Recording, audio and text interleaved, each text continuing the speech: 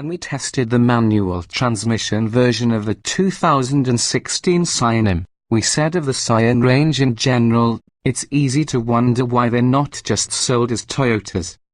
Soon afterward, Toyota announced that its youth-targeted sub-brand is shutting down after this model year. So here we have the CVT automatic IM, and often at age 1. Testing it wasn't a complete waste of time only because the new for 2016 IM will indeed be sold as a Toyota starting next year, just as it has been in Japan and Europe where it's known as the Auris. Here, it will become the Corolla IM when it's adopted by Toyota along with its siblings the FRS, which becomes the Toyota 86, and the heir, which takes the name Toyota Yaris heir. Okay, what's Toyota getting? The IM is a Ford or hatchback built on the same basic platform as the Toyota Corolla, only on a 3.9-inch sorta wheelbase and with an independent rear suspension replacing the Corolla's torsion beam axle. Asian and European markets are offered all-wheel drive, touring wagon, and hybrid variants, all of which are deemed ill-suited to Scion's needs, but who knows what Toyota's US marketers will want. We do know we want more power, however.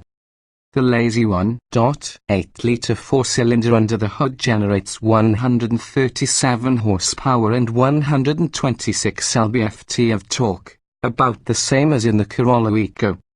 This engine feels antiquated compared with the 2.0-litre direct-injected fours most competitors now offer. In our test car, it was mated to a continuously variable automatic transmission CVT that, as in the Corolla, offers 7 distinct ratios in sport mode. Curiously, given Scion's youthful orientation, there are no shift paddles, although manual control is available via the shift lever. We're not big CVT fans, but this one is more agreeable than most, in that the car doesn't drone at constant high RPM during hard acceleration. This helps the IM land at the quiet end of the compact hatch spectrum in our noise measurements.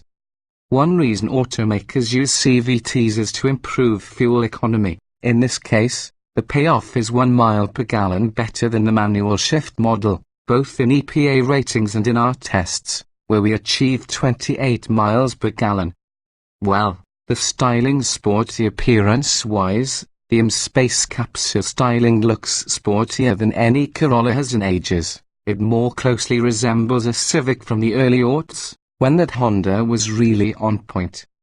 The elongated snout manages to suggest a low nose profile while meeting pedestrian crash standards, a feat that eluded the designers of the like-size Mazda 3. Inside, there are oddities like a strip of white faux leather along the bottom edge of the dashboard, which wraps below the climate control buttons before rising up and over the glove box. This strip's color contrast with the rest of the interior struck us as curious.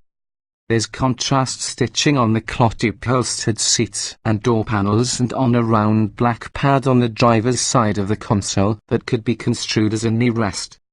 The 7.0-inch touchscreen manages the audio system and phone connectivity, while a 4.2-inch color screen in the middle of the gauge cluster functions as an information display. Overall, the cabin is not a bad place to be. It's spacious enough for tall drivers, and adults can tolerate the rear seats for an hour or two, even if the designers seem to have tried a little too hard to make it look some mouthful. The prime benefit of the IM's independent rear suspension manifests in a more controlled and comfortable ride than you'd expect given the car's very firm damping in the shortened wheelbase.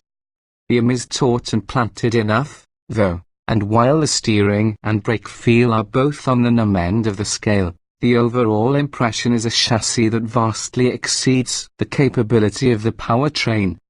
In our testing, this CVT model took 9.1 seconds to achieve 60 miles per hour. That's a half second slower than the manual transmission IM, which itself was a full second slower than a 160 horsepower Ford Focus and 2 seconds slower than a VW Golf. Going for 100 miles per hour? Obviously, that's not a pursuit Scion wanted its young customers to experience, as it takes an interminable 27 plus seconds to get there. Speed isn't everything, of course, but the IM fared no better at the tracking these acceleration metrics than a base gear Soul, which costs a few grand less and offers more utility. This IM had a slight edge over the stick-shift model when it got to the skid pad, where it managed 0.83 grams, a still modest number for the class.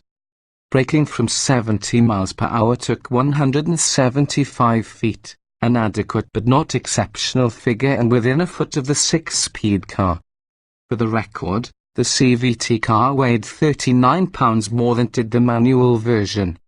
I am what I am, and that's all what I am. If the engine needs a can of spinach, at least it's matched by a lack of muscle on the pricing side. With the CVT, it rings in just below $20,000 and, unlike the situation at your local Toyota Emporium, Scion stores like Saturn's before them operate on the Nordica pricing principle. Everyone pays the sticker price. That may change, however, once the going out of business signs go up, which might make it worth picking up a brand IM before the model starts wearing the Toyota sombrero on its brow.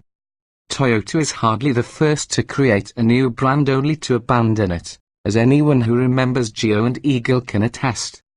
Some Mercury, Plymouth, Oldsmobile last longer than others, but brands are not all forever. Scion may be leaving, but the IM is sticking around. Maybe Toyota can find a way to make it a legitimate contender.